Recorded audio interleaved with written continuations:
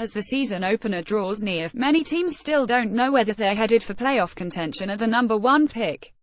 Players are feeling the pressure to produce for their teams and others are starting out with a new franchise. So who will rise to the occasion in 2017, and who will fall on their faces? These questions portray a player and team's most positive and negative possibilities. While the answer probably lies somewhere in between them, it can be both productive and entertaining to ask yourself which one do you see closer to fruition this season. After leading his team to the playoffs in each of his first 3 seasons in Indianapolis, Andrew Luck and the Colts have struggled the last 2 seasons.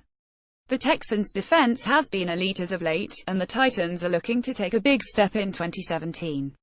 Luck, meanwhile, has battled with a subpar offensive line, receiving core, and an efficient but aging running back in Frank Gore. If T.Y. Hilton isn't running the secondary, Luck really has nothing to work with, and the weight of this team is already showing in the young quarterback's health. Luck has missed 10 games in the last 2 seasons, being absolutely abused by opposing defenses, and is unlikely to be available week 1 because of a lingering shoulder issue. So will Luck and the Colts figure it out, or will it be more of the same in Indy? The Cleveland Browns were a win away from running Theta Bull a year ago. 0-6 would have been a reality if not for a victory in Week 16 against the Chargers. But the Browns have had a cautiously optimistic offseason, highlighted by the emergence of their second-round pick and new starting quarterback, DeShone Kizer. Kizer was supposed to be a year or so away from a starting opportunity, but has surpassed expectations in the preseason and stole the starting role from Osweiler and Kessler. The Browns also addressed their other major problem in the draft: their defense. Cleveland used the first overall pick on Myles Garrett, and another first-round pick on Jabril Peppers. They should make an immediate impact on a defense that gave up 4.5 yards per carry last year. If the youth on this team can ball out, the Browns may be in for a resurgent season.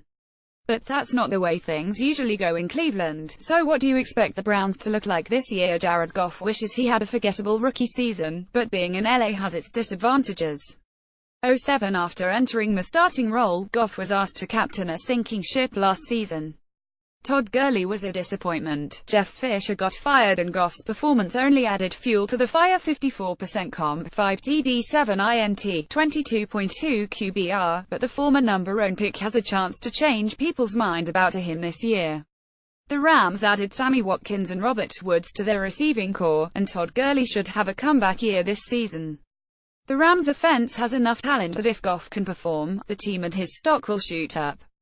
But if he can't, there's little doubt the Rams will go in another direction for their future quarterback. Los Angeles has done a nice job surrounding Goff with weapons, now it's up to him to use them. Adrian Peterson is perhaps the biggest question mark of the 2017 season. Joining the Saints at 32 years of age leaves us all questioning what Peterson will look like this season. On one hand, it was just 2 years ago when Peterson led the league in rushing yards for the 3rd time, and although he's 32 now, he only played in 3 games last year, so he should be fresh for the upcoming season. Peterson also has never rushed for fewer than 1,200 yards in a season where he suited up for at least 14 games, but that's always been the issue with Adrian Peterson: his health. Peterson has started all 16 games only twice in his career, and is coming off a season-ending knee injury. It will be tough enough for the starback to split carries with Mark Ingram if healthy.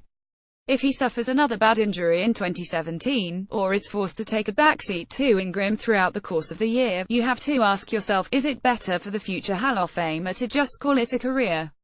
Want to share your opinion? Why not write for us? Previous post, next post, next.